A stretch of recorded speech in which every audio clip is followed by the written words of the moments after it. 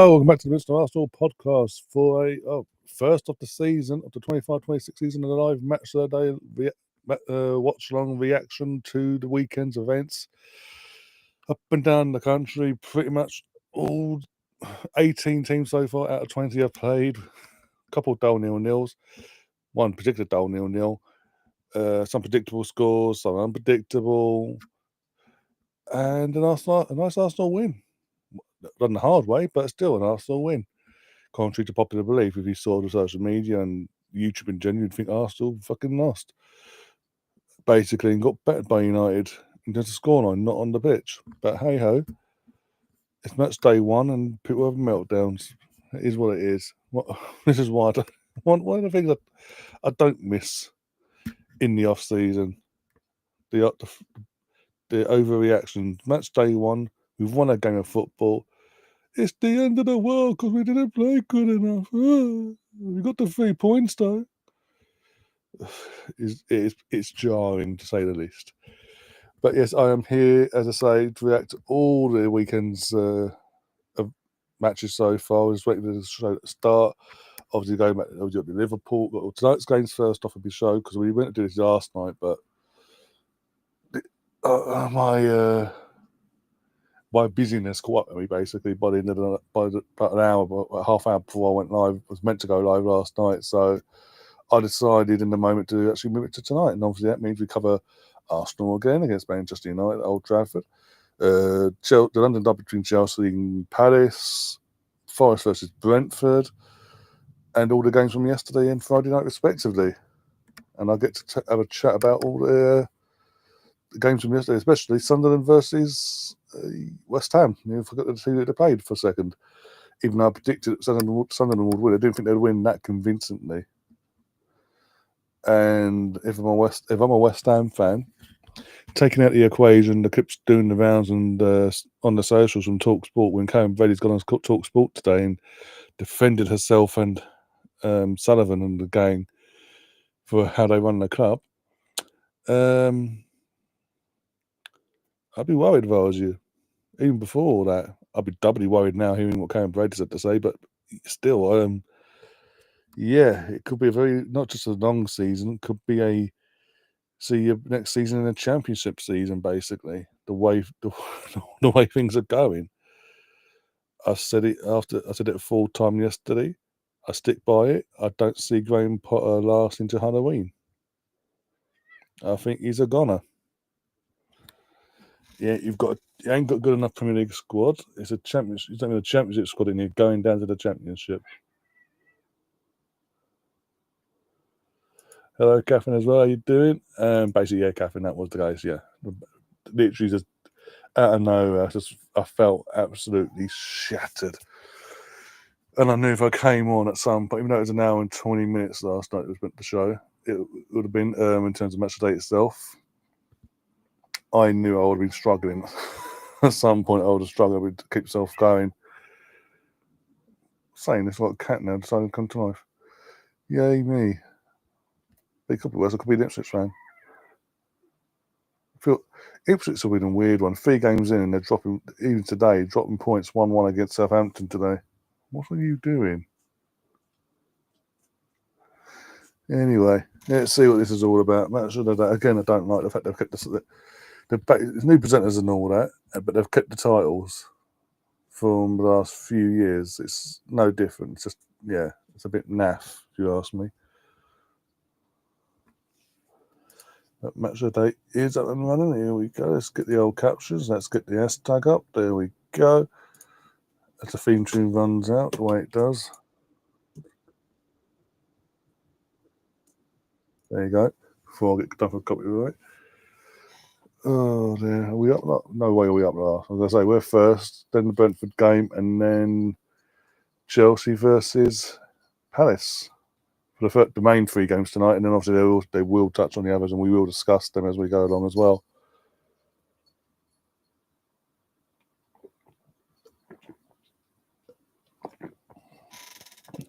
Yeah.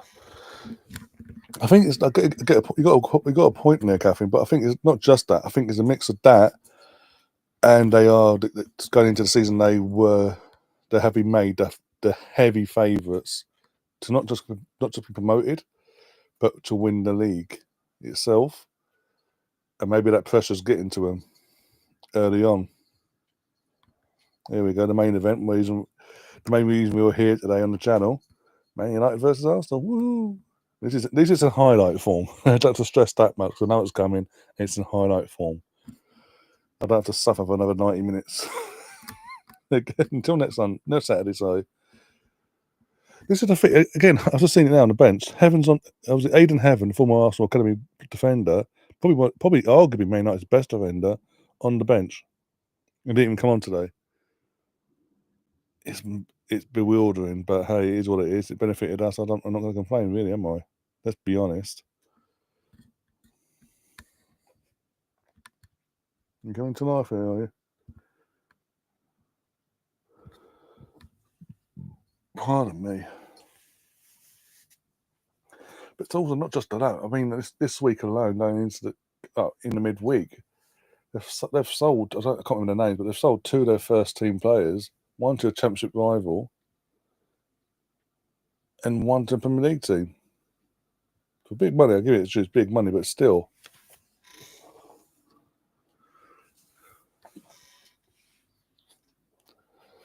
Here we go. See what they've all got to say. Again, I said at the end of the match early on in the first stream, like, as bad. The performance wasn't a nightmare. Like, it wasn't perfect, but it wasn't a complete nightmare. At the end of the day, we got the 3 points. That's the main thing today. I've seen Arsenal go to Old Trafford under Arteta, under Arsene Wenger, under Unai Emery, play to be the best team and come away with defeats and draws. For once, we've gone there. Obviously, didn't play. Obviously, as I say, didn't play well, but we got the result. And this is the thing: in match day 1, away from home, to United, to a rival, an old school rival, we got the early goal. We played to our strengths from there on in. Clearly, we decided, you know what? We believe in ourselves. We're going to make you work. We're going to make ourselves work for it. But we're going to see if you can break us down or not. Basically, I mean, by doing so, it meant the likes of Yorkers and all that weren't getting the supply they needed. But hey ho.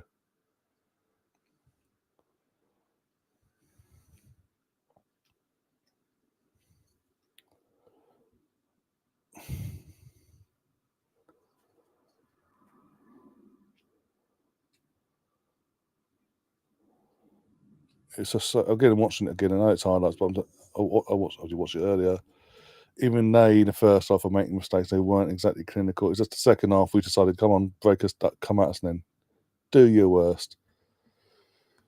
And like I said at the end of the stream, full time, we've made. End of the day, no matter what you say, in terms of we've got the 3 points, but performance-wise, because we decided to play the way we have and rusty and still not to our best, we've made this United team look better than what they are. United fans are generally going to think they're better than what they are. They're the superior team. They got unlucky, this, that, and the other. If we turned up today, performance as well, from the first second to the end, it wouldn't have been 1-0. It would have been 2, 3, 4. Because they're not that good. All they've done is upgrade the front line, and that's it. The midfield, which was an issue, is the same from last season. The defence, which was an issue, is the same from last season. And no matter who they have in goal between their first, second, and third choice, it's the same from last season. As the season goes on, even though they've got no European football, it's 1 game a week. As the likes of Liverpool and City and Chelsea and all that grow into the season, if United don't wise up and make some additions, these are like a week of the window in the midfield, in the defence, in goal, they are gonna have another long season. The referee's not always going to get them out of trouble. By the way, I'm loving the United teams I've seen online. Oh, United Yeah, they're so lucky. If we were more clinical, no, you weren't though. That's the point. You just weren't. You're crap. You are what you are. Move on.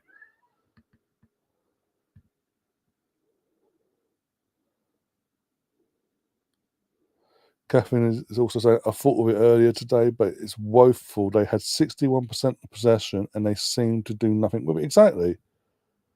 There's nothing changed in how they're playing. The bulk of the squad is the same, barring a few players that brought in in the forward threesome. In terms of they tried Mountain up top as the false nine. He's not a false nine. It didn't. It served a purpose to an extent, but in terms of an actual threat and the purpose in terms of trying to score a goal, it didn't serve that purpose. And by the time Sesko's come on for 20, 25 minutes, I mean, come on. And even then, he got one bit of service, and it was a simple header at Raya, basically. And Mbeumo still looks rusty as fuck from pre-season. He's not getting with the game so far, the programme.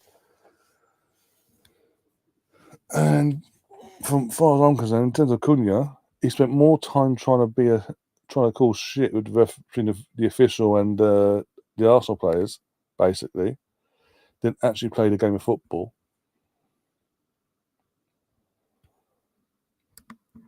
So, all these Man United again going into this weekend. I fancy our chance. As long as we turn up, we'll get a result. We'll get the 3 points. We turned up to the point of we got the first goal, and then we decided to defend and make things hard for ourselves, so to speak. But it's given United fans a false sense of perspective because they now think they actually have improved. They were so superior. They just couldn't. This, that, and the other. It's just the excuses coming out their arses. But as the season comes along and teams, the rust gets off teams, they're in trouble. They are in deep, deep trouble. And Almin's in that instance, and with all that mindset, Ruben's fucked, basically. Quite simply, he's fucked. Because they've got no European football, so they don't have to rotate in the cups. And as I say, they're going to get found out, and it's going to be same old, basically, whilst he's there. But his board have got to make, when it comes down to it, the board have to make a decision, basically. If the season goes the way I'm expecting with United and nothing's going to change, I'll be shocked if he's still here by Christmas.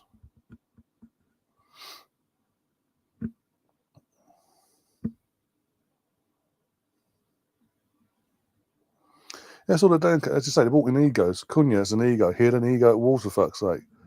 There's a reason, again, when he was at Atletico, he didn't last long there.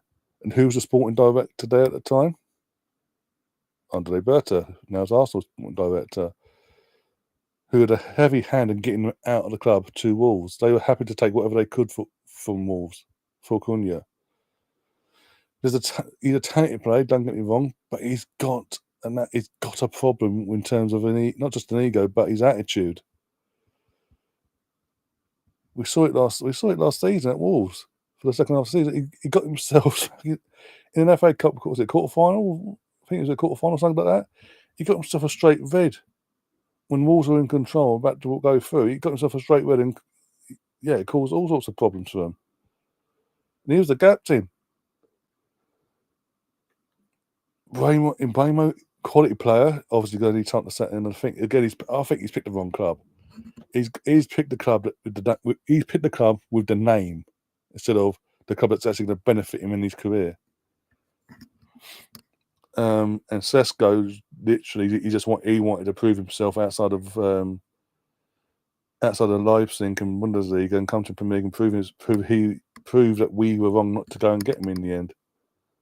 Not that he's a lifelong Man United fan, all that bollocks. Far from it. We've got Colonel in the chat. We've got Brenny in the chat. How you doing, guys? This could make things very interesting. Exclusive. Antonio Semenyo has just on a 1-year extension at Bournemouth, but that hasn't stopped Arsenal making inquiries. Oh, who's saying that? What is that? With the bomb, are you saying that's a bomber from Mr. Ornstein tonight? Let's have a look.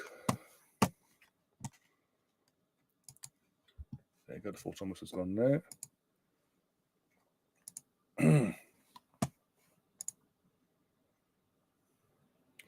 Oh, it's KFC guy.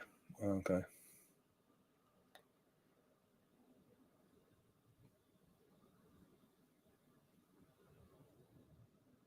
No, it's KFC, and I'm thinking, unless it's David Ornstein, I'm not in terms of that. If it's David Ornstein, I'm like, oh wow, okay, cool.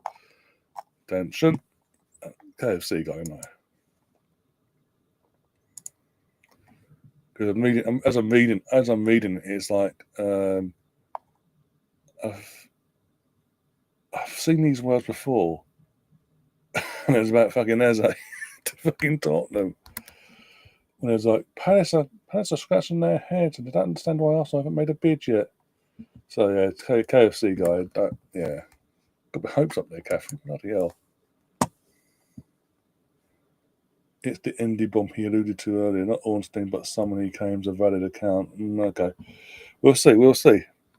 Don't get me wrong, I'll take Semenyo at Arsenal. Don't get me wrong.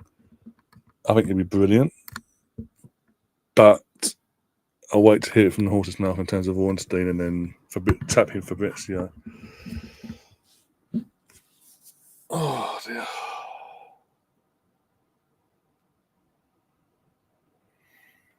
But I agree. That would make things very interesting.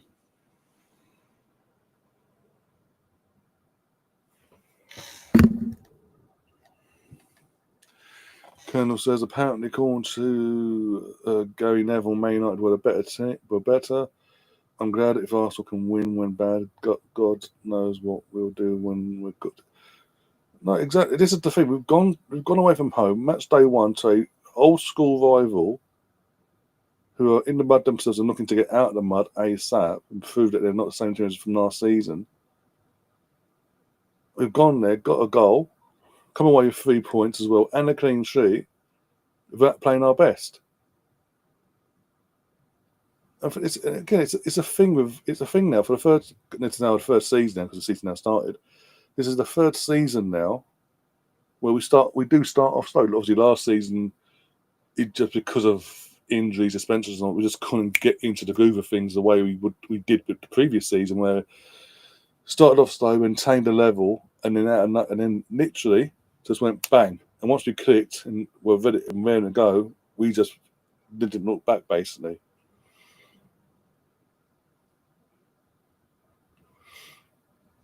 Yeah, if we get clicking and get going, and not the likes of Gyökeres and Zubimendi setting in, and they gel even quicker with the team, we could be an unstoppable force and really go and really push it this year in terms, and maybe just maybe finally get over the line and be lifting our arms with a Premier League trophy in our hands come May. Hopefully, that's all we all want.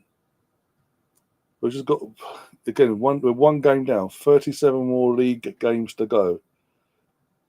I emphasise the word league, 37 league games. I'm not touching on the Carabao Cup, Champions League, and FA Cup. We take them as we come, game by game, once the draws are made, respectively, etc.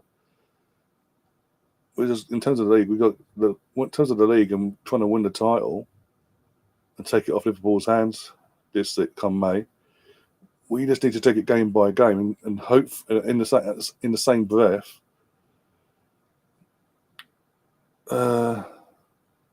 Keep our squad together, keep our squad fit.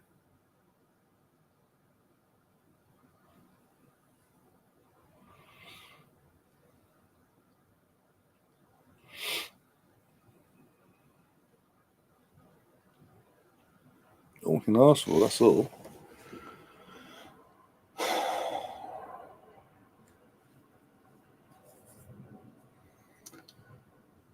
assuming Danny Murphy and Joe Hart are having a bitch fit over our goal. How dare they score a set piece again? Bite me. Looks like Joe Hart's been to Turkey because his hairline's, you can basically, he's shaved his hair off and the hairline is a bit sore, so you say.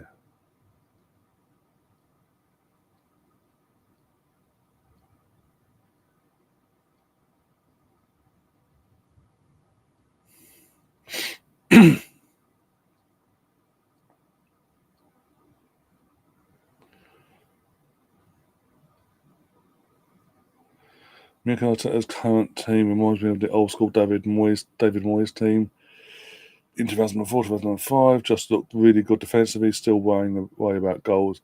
Well, that's the thing. We've got the striking now in terms of Victor, right?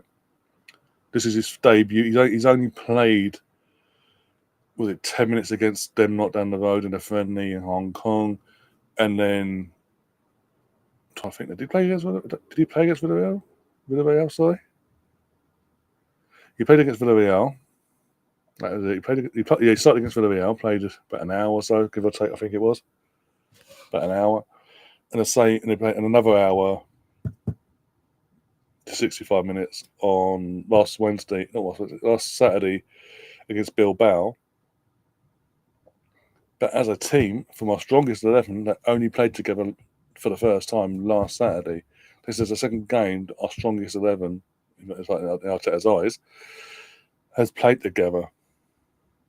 And also Gyökeres only came in late in the pre-season, thanks to fucking Lisbon's director of fucking football. So it's going to take time to gel. Once he's settled, I have no qualms that the goals will start rolling in. We need Odegaard to start getting back to what he was in terms of now he's got the option of a striker and Saka in terms of two of our attacking threesome. Two of them he can rely on. If he passes to them, they're going to fucking create something or score.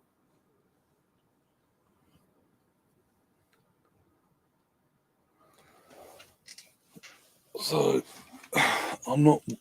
In the long run, I'm not worried. Obviously, short term, it's just a matter of coming to the Premier League, coming to Arsenal, getting used to not just the league itself, but adapting and forming a click with his new teammates.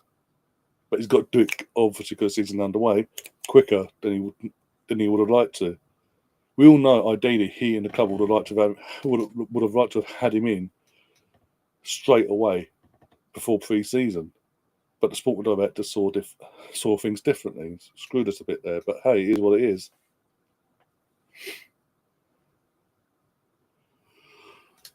Oh god, oh yawning.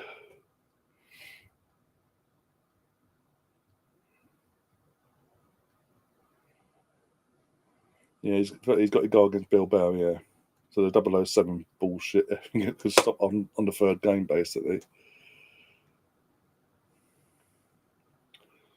And Noni's got, again, another thing with Noni, you've got to remember, he obviously played all last season and then did play a big chunk of the Club World Cup with Chelsea before he came to us. He then, once he had got him in to do the media, got me in, signed the paperwork, done the media stuff. We then told him, don't come on tour with us, go and get some rest, be it go abroad with some family members or go just go and chill for 10 days. And by the time we come back from Hong Kong, come back to London Coney, we'll meet us back at London Coney and we'll get training, we'll get going. So he's not had he's not had a full pre-season, really. So he's going to take time to settle in with his new teammates, new surroundings, new manager, and it's different demands to Chelsea. With all due respect to what he had at Chelsea, to what he's having at Arsenal now, there's going to be different demands. We're trying to end 22 years of pain, for fuck's sake, in terms of the league and push for the Champions Leagues and win and FA Cups and League Cups, etc. We're looking to win major silverware. Chelsea is a building block of we want to get to where Arsenal are, but we're going to do it the way we want to do it, basically. And they're not there yet, contrary to popular belief. Today proved up more than anything against Palace, sorry.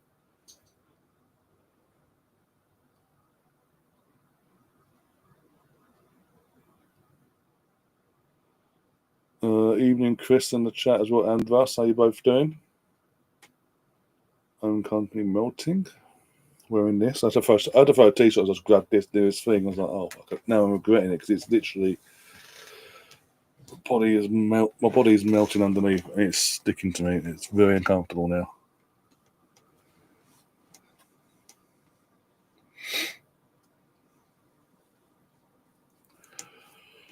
We're still well analysed, but we're still ain't got to the second game yet, so that's why I haven't spoken about the second game yet because we haven't got onto it. It's still analysing the Arsenal-Man United game, or Man United-Arsenal, whatever you look at it.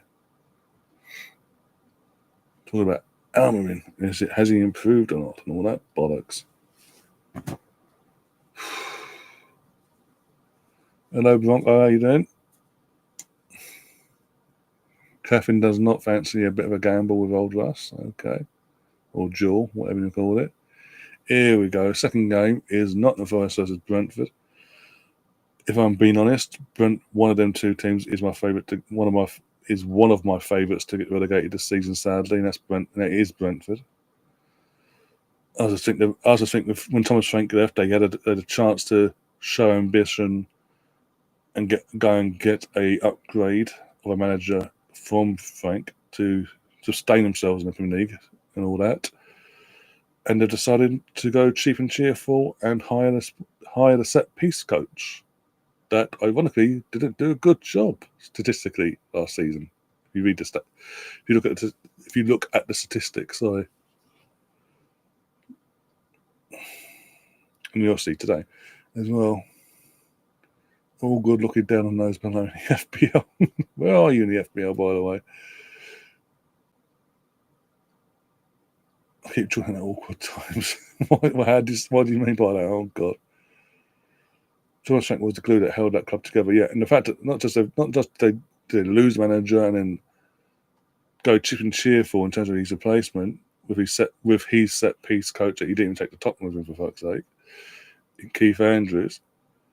They lost I know they've got Kelly from Liverpool to replace the goal. Obviously, Flecken, who went to Leverkusen.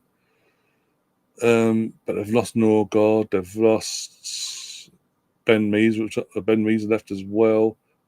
That's poor. Again, that's poor, man. That is really poor for Brentford's point. Again, set piece. A set piece. Got done on a set piece so easily there. Not sticking to the chest. Shirt. The shirt is sticking to me. Well, it's not. I'm just swatting like you wouldn't believe. It's fucking nylon and then humidity's in yeah. What was it? So yeah, so they've lost the spine of their team, and then obviously Wesley is gone on strike and refusing to play as well. He wants to go to Newcastle, so they've not even got.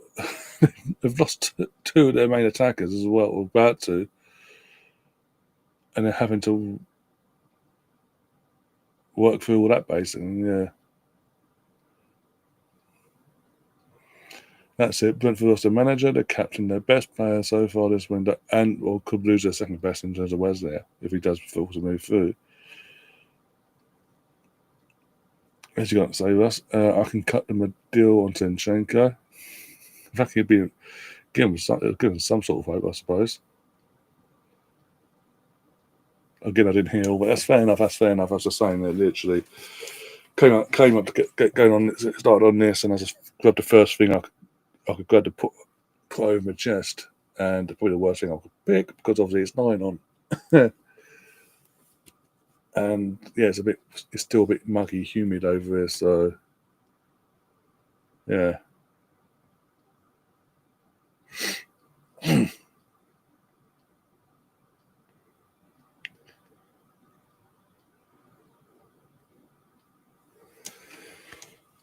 Yeah. Just playing the goalkeeper.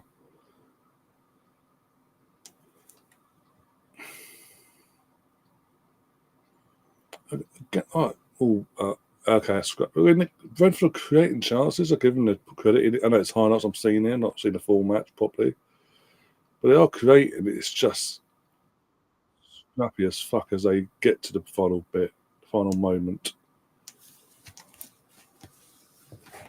It's a ping. What was it? Okay.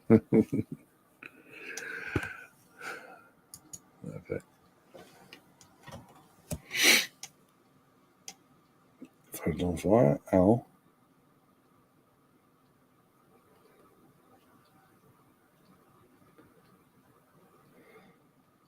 Oh, 2-0. Who's that? Nandoy as well. Gibbs White assist. Good assist, actually. So what's a good header, a good cushioned header, keep a root to the spot. This is again. I know I'm not just praised them for creating stuff, but again, it's just not taking the chances and they're getting punished for it easily. Every time Forest attack, Brentford looks suspect as fuck. As we all expected. Oh, is it going to be free? Is he offside? Chris Wood. No, ball's in the net. Does it count? He's off celebrating. Yes, it did. Yes, again. And how high was that bloody the Brentford line? Jeez. Number 4 played him way onside, by the way. When Chris Wood is when Chris Wood is outpacing your back line, your centre backs, and then rounding your goalkeeper, you know you're in trouble.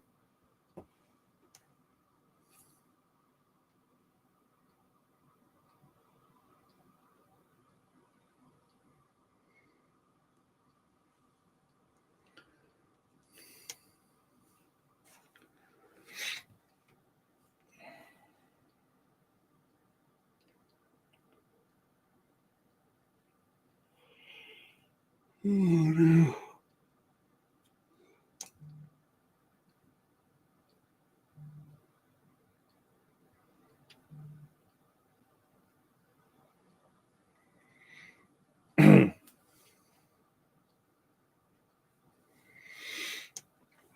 Oh dear. And on the throw.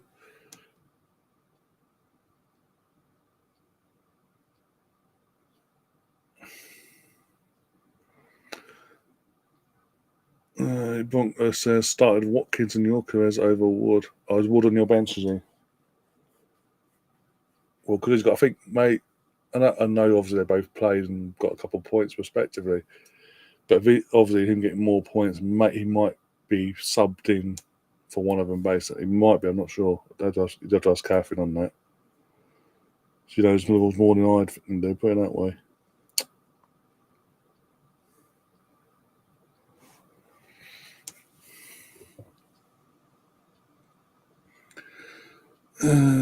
Brentford and Brighton will learn not to sell their best players every year when they finally go down, just like Stoke, Sunderland, and Norwich did. Norwich are just shit. There's nothing to do with that selling and all that. They were just shit. Sunderland, when they went, it was more like they eventually just was just shit. And they're selling their best players. Stoke just overspent on second string Champions League winners from top European clubs. And eventually the balance was completely whacked out and it backfired on them. Brentford, to the extent that their hands have been forced because, again, with all due respect, as Brentford, bigger clubs are coming in for their best players, buying, again, people came in for Ivan Toney in the Premier League, but some go the money in the end. In Saudi.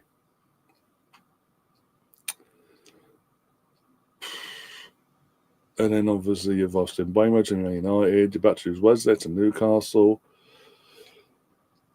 You lost Christian Norgard to us. Flecken's gone straight. And then obviously their manager's gone fucking flying at Tottenham as well. So hands have sort of been full because of the size of the club and all that. Brighton they've just got an owner or overprice. Knowing that clubs will spend the money, by the way, it's 3-1. It's a good penalty in the end there, by the way. Straight down the middle and yeah. They've just got an owner that will, as I say, if he knows someone's in for his player, no matter if they're desperate or not, he will get the biggest price he can possibly get, like we've seen with the Casados and all that of this world. And we will see with Belieber, be it going to United next year, or Arsenal, or Chelsea, or Liverpool, or City next summer. So financially, they're making a massive profit. So the money's there at Brighton to reinvest back into the club, back into the squad when they see fit. So again, out of the two, I think Brentford's got more trouble, because they're taking a price, but not reinvesting it properly even in the squad. And also in this season of all seasons, after losing Frank, they've decided to go cheap and cheerful with his replacement and hire his successor, who was Thomas Frank's set piece coach at Brentford last season, who statistically was one of the worst set piece coaches out there, going by how poor Brentford were on set pieces, defensively and offensively. As we did see today, one of the 3 goals came directly from the set piece.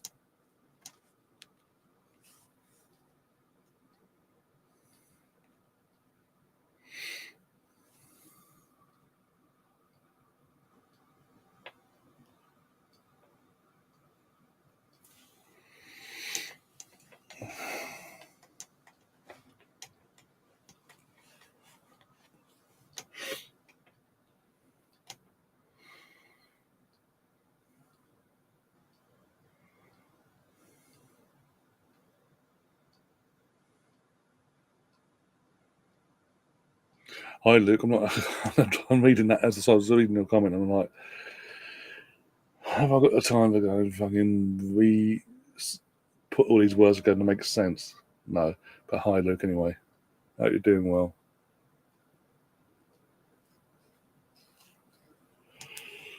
Oh, dear.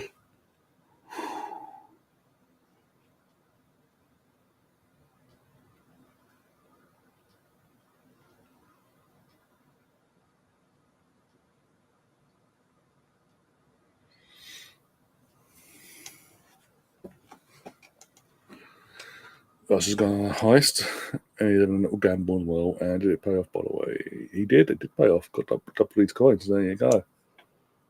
There you go.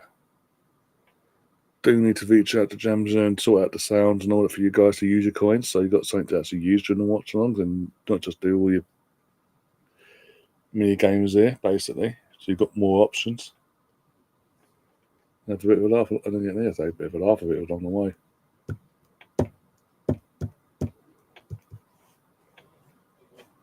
Especially when we have fucking watch-alongs coming out of my fucking ears this year by the looks of it.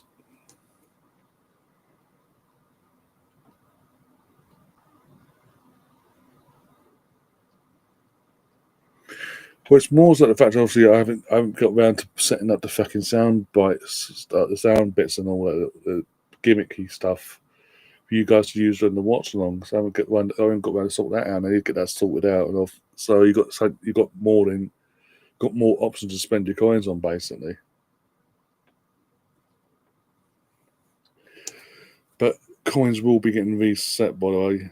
I've decided coins will be getting reset during the international break. So you've got 2 more weeks, and they will be getting reset, as I say, during the international break. So the men's international break, anyway. As the WSL comes back and gets underway.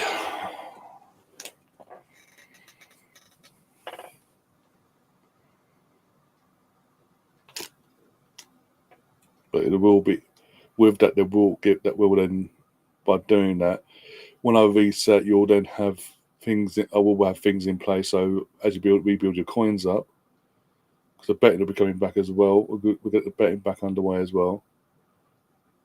As you build your coins back up, you've got more stuff to use the coins on if you see fit, basically.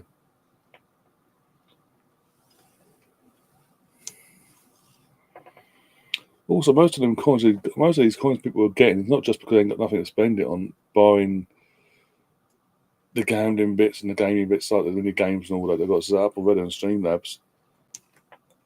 It's most of Russ clearly just comes in and he lurks sometimes and doesn't say anything, but he's there. And obviously, whilst you're there watching, the coins build up either which way, even if you're not interacting in the chat.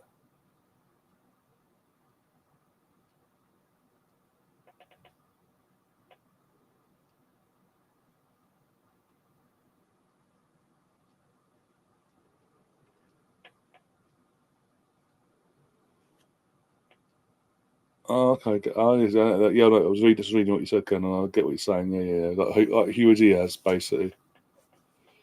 Hugh Diaz, that sap on his end for super chats and when members do their milestone super chats and all that.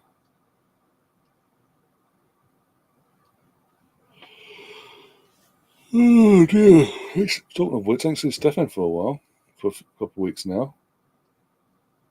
Where's Stefan now? He's fourth in the table, but yeah, I've not seen him for a couple of weeks. I was in terms of the watchalongs, so I mean, he might have popped into the chats for the regular shows, podcast wise, I mean. But yeah, by the way, Chelsea Palace is up now, so yeah. Obviously, not much to talk about in this game. Behind the free kick that got disallowed. Behind that, it's just like yeah. But if all due respect, again, Palace are a decent team. Let's twisted. They are a good team, and plus it's a London derby and all that, the opening day of the season. However, Chelsea not just failing to win, but failing to provide any real threat on Henderson or the back line for the entire 90 minutes of football proves to me what I'm right in my mindset that everyone's over egging and overhyping Chelsea because they won a Club World Cup. That's solely the case. That's solely it, pure and simple. I guarantee you, half the people that over egg Chelsea since they've won that, if they hadn't won it, would not give them the time of day. Basically, going into the season now, it would be chasing for top four. You'd be lucky if you get that, etc., etc. But because they won basically won this inaugural revamped tournament, it's like, oh, they're world champions, so we've got to give them more oomph and this, that, and the other. It's just like, no. Just let's be honest. Let's be realistic. They are good. They are a decent side. They will be in the top four, but they're not going to be in a title race this season. They're just not. The title race itself will be between the Arsenal, City, and Liverpool, and Chelsea will just be the best of the rest, basically, in terms of they'll be fourth, but they'll be the best outside of the top three.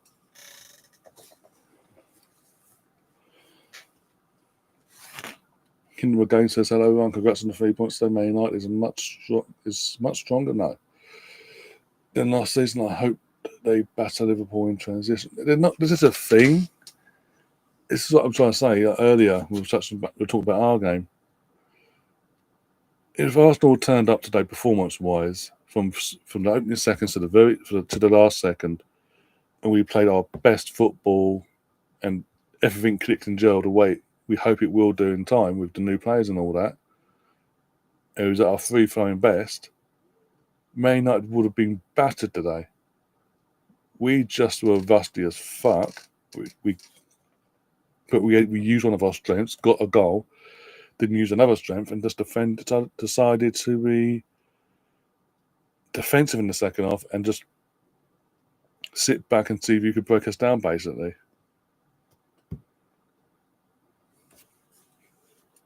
And what's going to prove that is when they play other teams as the season goes on of our level, when the rust is all off and everyone's more fitter and raring to go, leaner, where United really are.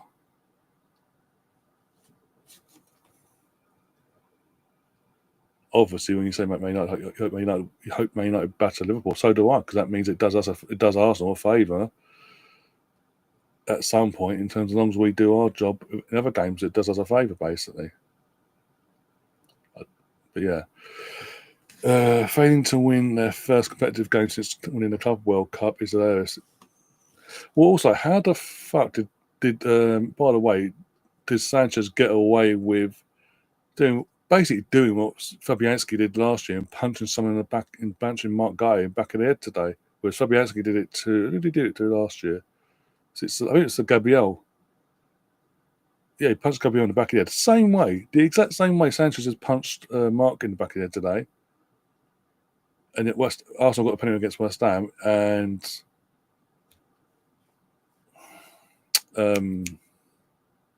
Chelsea get away with it basically. Bit harsh, man. I'm just being honest. I'm just going. I get it. I know it's one game, but I'm just going by what I've seen. And the fact of the matter is, going on last season, the goalkeeping trio is the same, the defence is the same, midfield is the same. The only thing that's changed is you've brought in 3 new attackers. One was on the bench today, by the way, for some reason, and 2. One was more worried about causing scraps in Cunha, and then Bremo's still not. He's still got a bit of rust in him. He's still not at the races yet in terms of settling and ready to kick on. But we all know how good Mbeumo can be. But buying them 3 players in terms of Mbeumo, Sesko, and Cunha, it's the same squad that finished 15th last year. And as the season goes on, even with one game of season,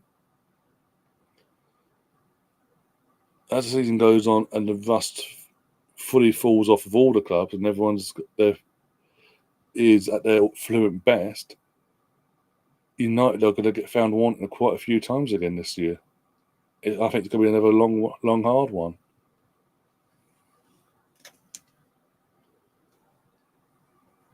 And everyone, basically going into the season, everyone's over-egged them and believing they're going to be back in the race of European football, at Europa League at a push, like even finishing the Europa League spot.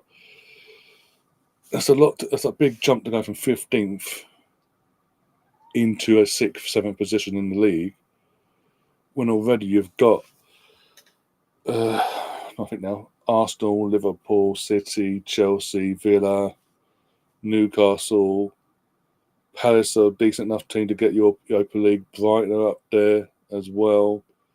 Forest may be up there. We're going to see if they can adapt with their squad in terms of the European, that's Thursday to Sunday schedule, how they do with that. That's 10 teams there already, plus Tottenham ain't mentioned even Tottenham yet. You'd think they're going to have a crack at the whip in terms of if Man United have got a crack at the whip for European football, then so have Tottenham. That's 11 teams I've mentioned before even Man United that will be competing for European spots, be it in the Champions League, Europa League, or for the Conference League spot. If you throw Man United in there, Man United as a name should, but will they? It's another question.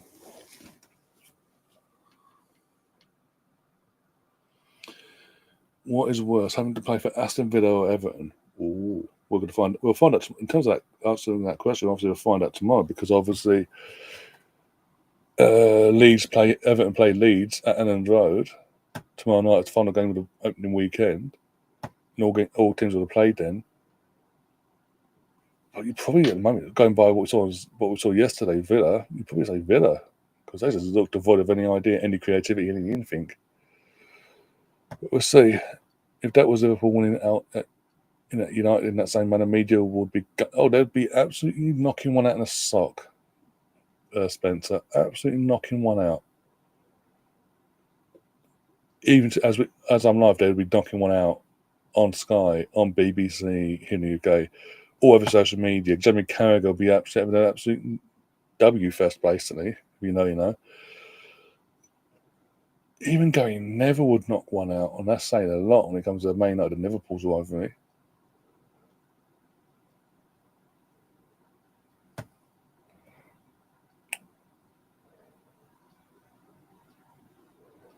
Difficult to answer. I will predict United to finish 4th or 5th at best. I don't think you get top 4. I think top 4 definitely is sealed, as it was in terms of last season's top 4. In no particular order. Arsenal, Liverpool, City, Chelsea will be the top 4. 5th, I don't think you don't get near 5th. And I know it might sound harsh, but I'm being brutally honest. like I said before, I can name 11 teams that will be competing for European football before even mentioning Man United. If you mention Man United, that's 12 teams going for 8 spots in a normal season. If we have the 5th spot is a Champions League spot, then you've got 6th, 7th, and 8th. So 6th, 7th would be Europa League, and 8th would be Conference League, depending on who wins the FA Cup as well. That may change. It may be 7 teams at 7 league positions, depending on the team outside of their mates. The top 8 wins an FA Cup or a League Cup or both. Their positions will be then taken from the league. As I say, you've got 12 teams competing, and there's at least, as it stands, 8 positions up for grabs. 7 positions. If 18 wins the FA Cup, then it's less. You're asking a lot of a team. And obviously, the window's still open, so things can change in the winter. They improve their midfield and the goalkeeping situation at Man United. If they're going to do that, we could have the discussion again and see if things have changed in the positive for Man United. To have the discussion of would they could be in the Europa League / Champions League spots race, etc., whatever. But just bringing in a Chunya, Mbeumo, and Sesko into the squad as an overall, and not improving midfield, not improving defence, not improving your goalkeeping situation, isn't enough to, in my opinion, go from 15th, even without even just focusing on the league when the cups come into play and all that. It's just I don't think it's enough of to jump from 15th with the squad that pretty much finished 15th, buying 3 players, to then push up into a Europa League spot. Newcastle's an interest. I mentioned Newcastle's part of the 12 teams I mentioned before. Newcastle's an interesting one because we don't know what's happening. We don't know if Isak's going to stay or go now because no bid's coming yet from Liverpool. A second bid, sorry. And now he's trying to force the move, but Newcastle don't have to sell. He's got 3 years on his contract. End of the day, they're not going to sell for cheap penance. They will get what they want out of him if they are going to sell. If they don't, he has to hold it and stick around for another season. But even if he does go, they've got players that they can adapt. At the worst, if they don't get a striker in to replace him, they've still got players for the next few months up till January to buy them over in certain games.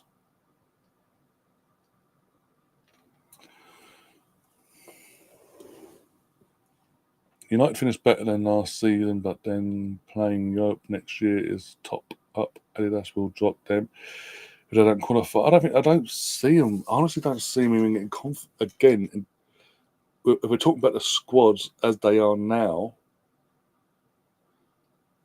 if Man United don't add to the squad, and then Mbeumo, Sesko, and Chunya are the only signings they're making, I don't see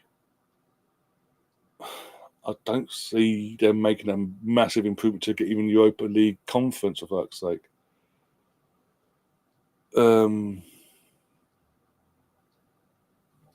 It is what it is. But as I say, things can change. There's like 2.5 weeks left of the window. They could go and get a Donnarumma and improve the goal and massively upgrade the goalkeeping situation. They could go and get whoever they want for midfield. Arsenal obviously believe he's going to stay for another year, but go and get someone else to fill that slot for in midfield and push Casemiro out and rejuvenate the midfield starting 11 side of things.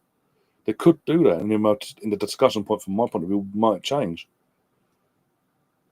But I'm solely basing my conversation right here, right now, on the fact they've only brought 3 players in. They're struggling to get Vessel's gone out on loan. Was it an option to buy? They're trying to get rid of Garnacho. He's a minority mouthpiece currently in changing them. They haven't added anything to the midfield or the defence. And again, midfield, everything was wrong with that team. I'm not saying you've got to turn it around in one fell swoop. But you've got to do more than just address one area in terms of one block. You need to do, in this case, they've done one block. They need to start making, in the same window, start making improvements to the midfield or to the defence or in goal or the goalkeeper and a midfielder. They need to do something other than what they've done to, for me, convince me enough that they will be enough to be in the Europa League for next season.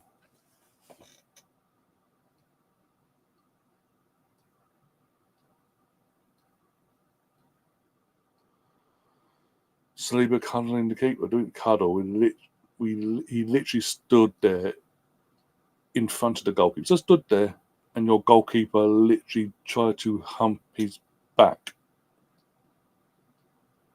and it whilst flapping a wrist, literally flapping a wrist at the ball. And he almost scored an own goal. If it wasn't for, if Ricardo just left it, it would have been an own goal.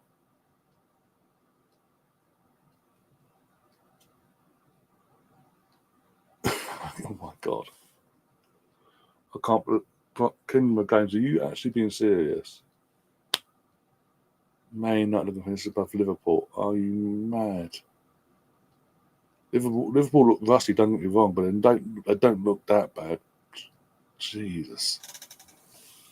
Even with or without Mark Gay, they don't look that bad.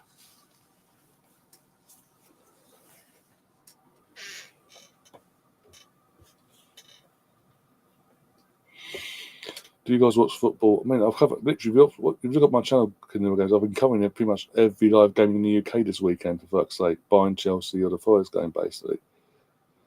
So I was saving my energy for the Arsenal game. They nearly lost to Bournemouth. They weren't behind at any point. The worst they were with Bournemouth was 2-2. When they had a 2-0 lead and they drew 2, or they were drawing 2-2 at one point. And Bournemouth decided in the last 10 minutes, literally in the last 10, decided to sit back and try and soak up the pressure and come out of a draw, which is the worst thing to do when you're defending your backs to the cop, and you're inviting the Liverpool attack to come at you over and over and over and over and over again.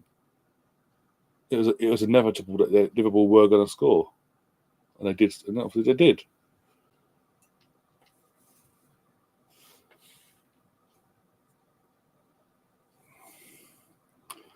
Remember, I support Real Madrid, but I don't get why you're bigging up Man United so heartedly. Like, what the hell? Oh, what was the final score, by the way? In the La Liga tonight, let's have a look. They're just showing quick recaps of yesterday's games, by the way. So there's no point touching on them yet.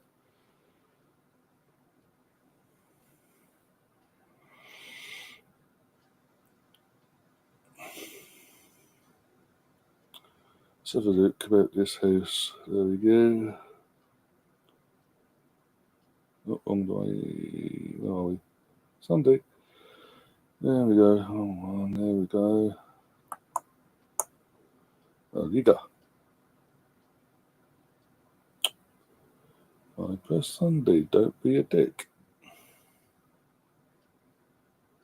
Oh my God. Okay, so Celta Vigo lost to Getafe 2-0. Athletic Club Bilbao won 3-2 against Sevilla. Last time I checked, though, Atletico were 1-0 up against Espanyol, and Espanyol came back in the last just 25 minutes, 27 minutes to go. Ended up winning 2-1. Julian Alvarez scored. Fucking hell, Atletico. What is it with Atletico, for fuck's sake, that they have one standout year where they actually clearly overperform but win the league, although what they did back in like the COVID season and then what 4 years prior to that. But in between, and then since, there's just Jekyll and Hyde, and you don't know you don't know from one season to the next what Atletico you're getting, basically.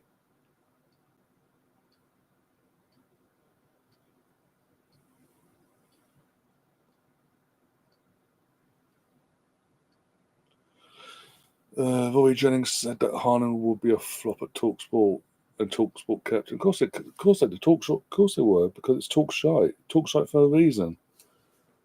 And him saying things like that, and obviously grown men and women wearing kits outside of their houses is a mental illness, and this, that, and the other is wrong. Something wrong with you, etc., etc. Again, what does it do? It gets them views, it gets them clicks and reactions, everything they need and want.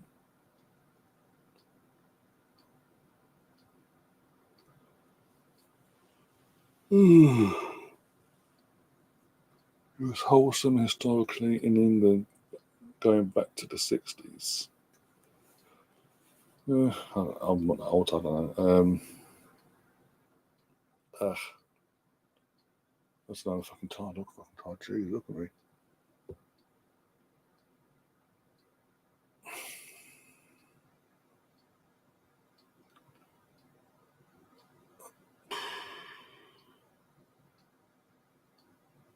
I didn't like the run through there of literally just going, well, this game was this score goes, you one goal from this game, one goal from that game. In previous years, it just shows the same harness they showed the night before, but even more bite size over the course of 30 seconds. So I didn't like that. Now they're talking about fucking Grealish going to Everton these last 3 seasons at Man City and all that crap.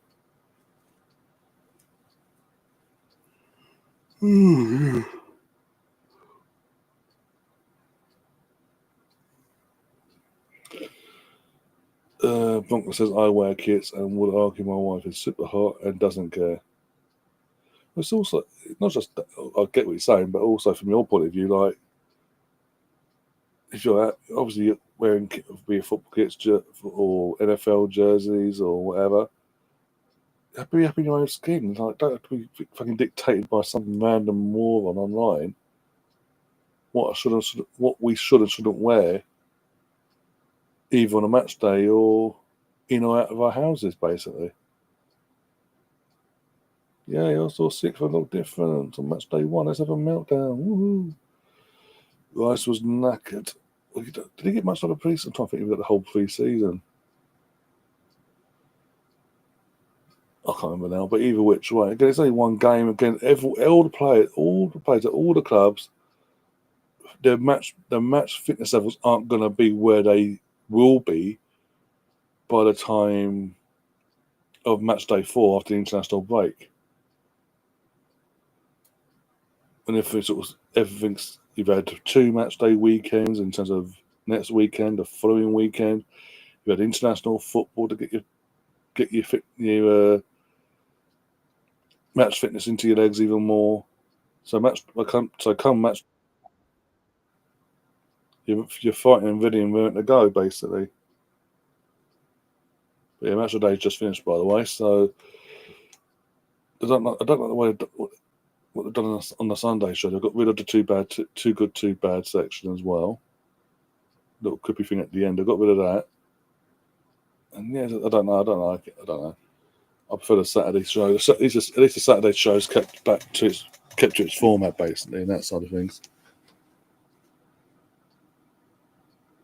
My point is, United. I wouldn't say they challenged us. We just weren't at our full levels, and plus, again, we're away from home, match against an old school rival. Match day 1, we're 1-0 up from a set piece from the 12th, 13th minute. We didn't. Once we got that goal lead, that first goal, because of their self-belief within our own defensive attributes, we didn't have to go for the second or gun home go for the second. We can literally just sit back and go, right, break us down then. Here's our low block, break us down. And they couldn't break us down. And before we go, yeah, don't forget to tune in to DWTT's channel tomorrow, 7 p.m. EST, 12 a.m. UK time. Talks me and Gary argue performance versus result. Yeah, I'm definitely tuning into that. I'll be in the old background of the old popcorn, plug it up, watching away. Whose idea was it?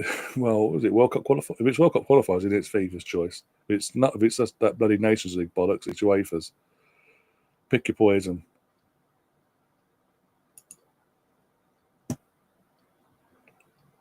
I just find it ridiculous. Literally, the season started. Here we go. Boom. No. You know what? They should have just done an international week of football. Not last week, the week before the season started. So then gives the players to come back to their clubs for a full week before the season starts, train, and then play today, and just keep playing up till what will be the second international break in 6 to 8 weeks' time. But in the meantime, you're getting match day 1, 2, 3, 4, 5, 6, 7, and 8 out of the way. Plus your cup games, plus your Champions League or Europa League or Conference League gets underway. You get that under the belt and get that going. But again, I remember up till what we're in 25, aren't we? So up till I want to say 2013, 2012.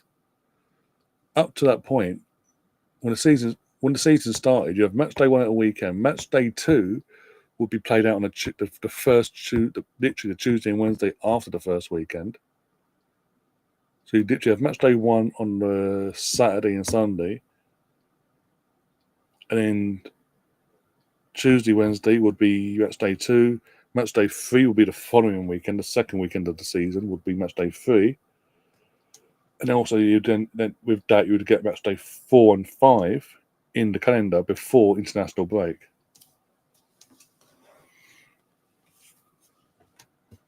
But now it's like, no, 3 match days ago after internationals and another 3 match days after internationals.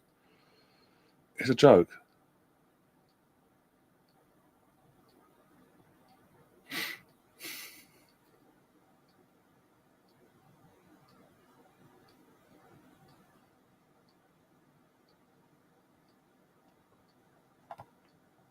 What is going on in the chat? Fucking hell, one sec.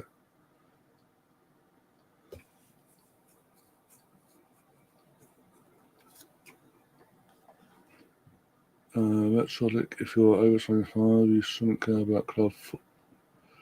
Are you Roy Jennings in disguise? Jesus Christ.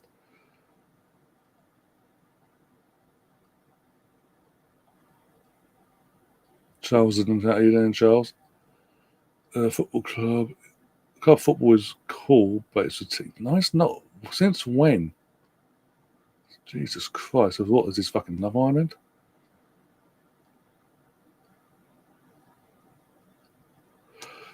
I'm sorry, I'm club over country. I can't.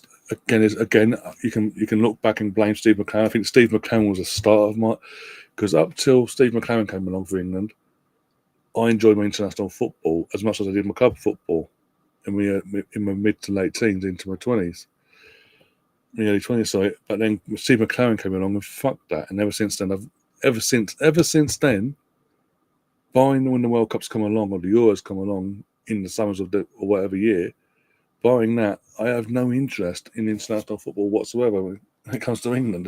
It's like, okay, there's a friendly, there's a qualifier. Yay, you'll cover it. You might, I don't know, I'm bored, I'm going to go to sleep. It's a World Cup. I came up for it a bit more because there's something there's light at the end of the tunnel. Euros the same thing. It's just, again, I just have no interest whatsoever. And you can blame Stephen McLaren for that one. And he's whatever bloody bullshit. I'm just saying it how it is. But anyway, I'm going to get myself out of here now. For obviously just over an hour and 11 minutes we've been going. If you haven't already, please hit the like button, subscribe and all that jazz. Obviously, from going forward, the Match of the Day show will be on a Saturday going forward, no matter what. And yeah, so obviously tomorrow night, we're back with the North Bank Summit show at 8:30 p.m. UK time. That'll be with Liam, Brooksy, and Andrew and their panel guests that they're going to have. We've got a few on this week. And then Tuesday, Wednesday, I'll see if I can find anything to slot in for them 2 days. Thursday, you've got the Cannon and Jonesy show at 9 o'clock in the evening, UK time. Almost joking. And then Friday, I'll probably do the West Ham Chelsea, see West Ham get battered and Gav knock one out. I've been beating a piss poor West Ham. And then Saturday, I will not be doing any kickoff because obviously Arsenal are playing on Saturday, so we're doing the Arsenal versus Leeds, going live at 4:30, kickoff at 5:30 UK time, and then match of the day later on the evening. And then Sunday, I'll let you know about Sunday. Obviously, it looks like Monday will be is an open slot.